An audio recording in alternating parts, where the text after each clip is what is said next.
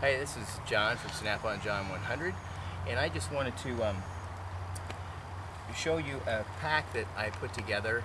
My son and I were sitting around the kitchen table one evening. It was right after I put together the packs for my sisters, the survival packs, and he said it would be a good idea to put together a wilderness survival pack for somebody that might be interested in having one but didn't want to take all the time to have to search everything out and figure out what the best prices were and what things to put in it. So with that in mind, I put together a couple of wilderness survival packs. This one is called the custom survival pack, and I started with a Maxpeditions Condor 2 for the backpack because of its versatility. This is the pack that you get, but it has MOLLE attachments all over it, and I just brought mine just to show you why I picked that, how versatile it is. This one is mine. I've got a military style canteen system that I got from the canteen shop. That attaches to the side totally securely. I've got a 5x7 Maxpedition pouch. They've got dozens and dozens of different pouches that you can attach all over yours. This is the 5x7 horizontal.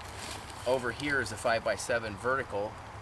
And then up here is the compass pouch. And the nice thing about being able to put these on the outside is you can take some of the kits, like a fire kit or a first aid kit, and take them from inside the main compartment, put them in here, and then you've got more space in the main compartment for food or clothing or some other item that you might want to carry. So that was the reason why I picked this pack. But anyway, so the pack contents, I have two different systems. One was the custom wilderness survival kit, and the other one was the custom deluxe wilderness survival kit. The custom one, I picked things that were usable and fully functional and well made, but they were I was looking for maybe a savings or economy. So let me go ahead and open the pack up, and I'll show you what comes in the custom deluxe model. One of the things I forgot to mention, this pack also has space for a hydration bladder right here, and inside there is a I've just put in here, this is a heavy duty space blanket, reusable.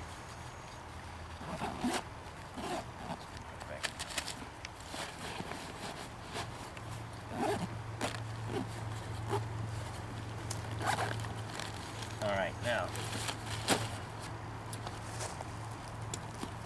what comes in this is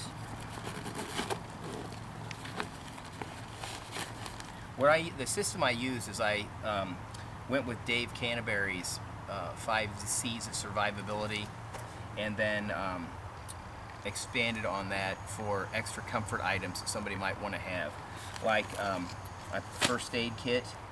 This is a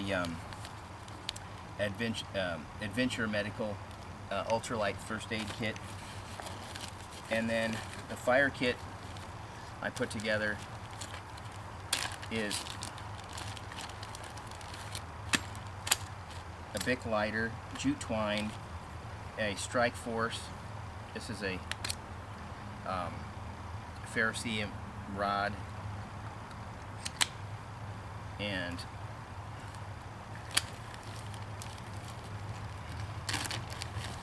fat wood and gel waxed cotton balls. That's the fire kit that I put together.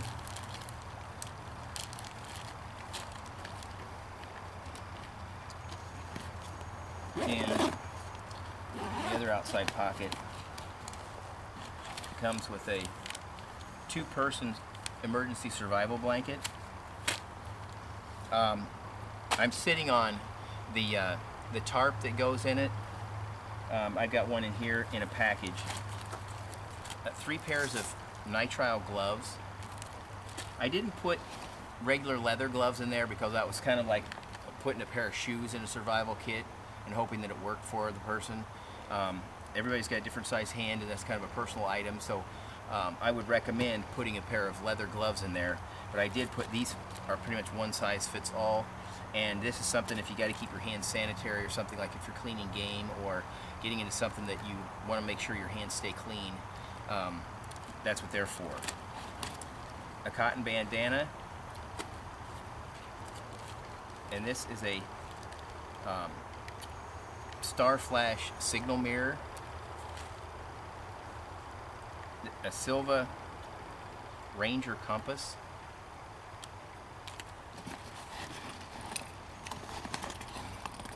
a flashlight. This is an LED mag light. Another signaling device is a Fox 40 whistle. And I'm saving this out. This is a cutting tool. So I got all the cutting tools. I'll show those.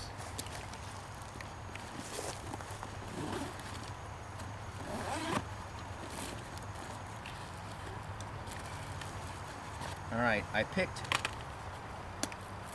for price and durability and quality, I picked a Gerber Big Rock camp knife. This is the one that doesn't have serrated edges, so it's easier to sharpen. It also works better if you have to baton through wood for processing wood. That would go in concert with your saw.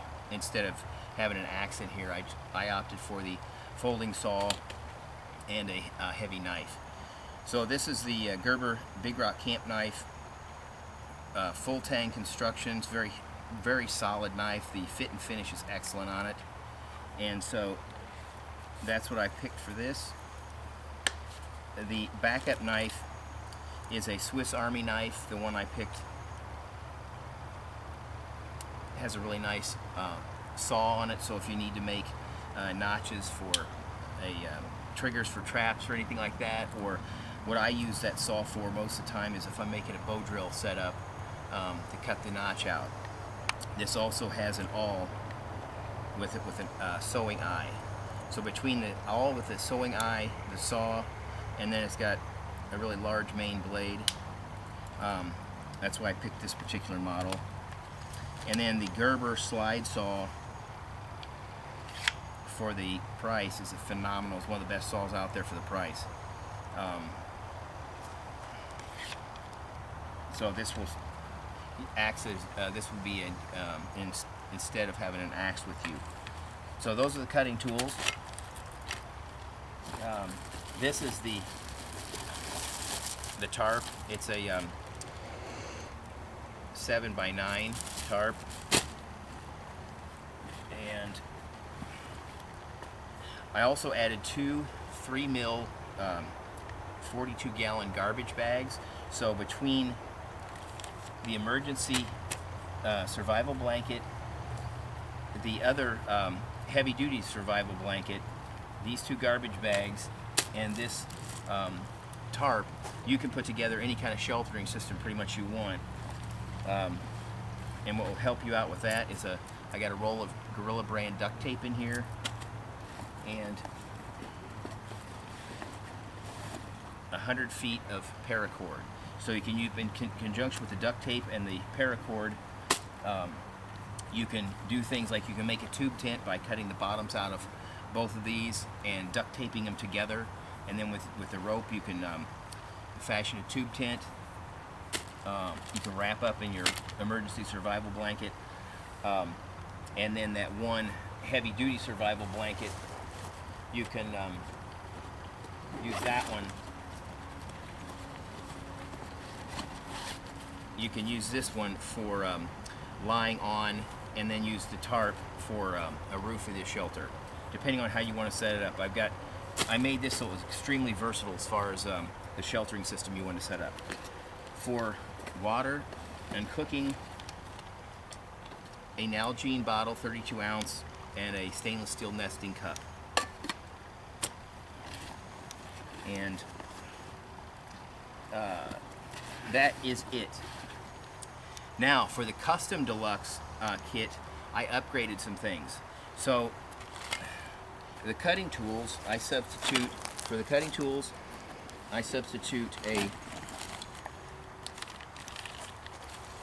an ESSI RC5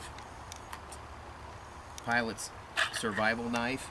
This is a 1/4 inch thick steel. It's virtually indestructible.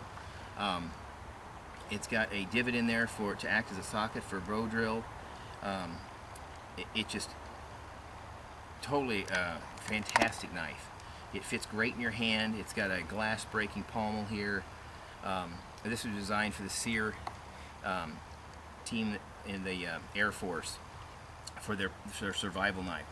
The sheath is a Kydex sheath that has a lock on it. So once that's up, it won't come out. To release it, pull down, and it comes right out. Okay, that is the main cutting tool.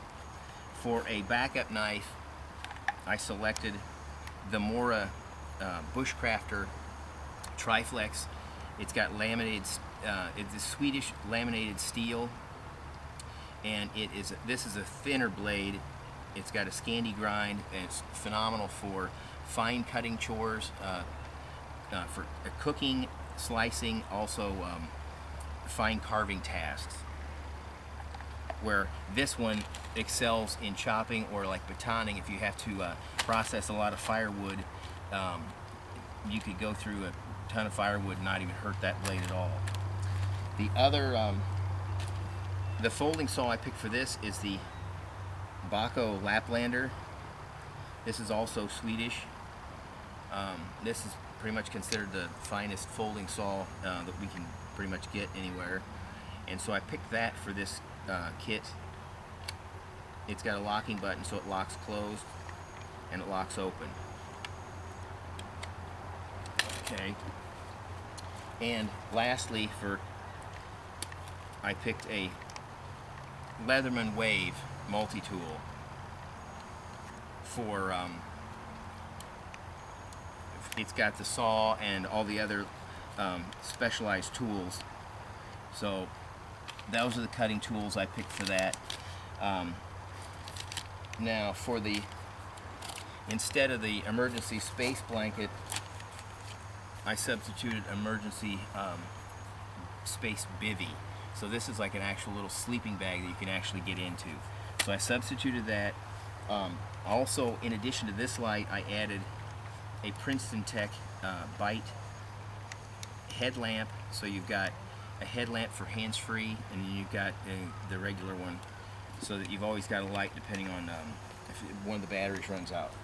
The other thing is instead of the Silva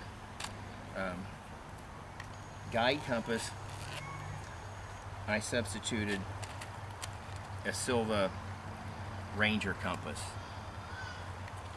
Okay, and the bottle, instead of the plastic one, I substituted a stainless steel. This is a 40 ounce stainless steel. Still goes in the nesting cup. So that is it for the substitutions. All the rest of the stuff was important to stay in the kit, so I didn't change anything, because I could have put maybe a nylon tarp, but this is really designed for something that's an emergency, not to carry with you every day. This is Snap-on John 100. We'll see you later. Hey, I just wanted to give a little demonstration of the fire kit, because everybody might not be real familiar with Strike Force fire steel. To open it up, you pull out the bead, and then you give yourself enough slack, and you have a built-in striker and your fire steel right here, and you strike it like that. Also, the cool thing about this is in the back, there's space in here. In the bottom, there's space in here to store some extra material. Okay. anyway, what you do, you take these gel wax cotton balls that I put in the kits are waterproof. So I've got a bowl of water here. Drop it in case that's something happens to you, you get wet. You just take it back out, and then what you do is you shake it off, and with the point of a knife or your fingernails or something, what you want to do is you want to kind of break it open and get to the raw cotton, because the raw cotton is what takes the spark. It's the actual gel is harder to ignite. So I got some raw cotton here, and then you just take your fire steel. There you go. So I just wanted to demonstrate that for everybody. Then you just close it up like this, pull the cord tight and slide the bead down, and then you can put it away.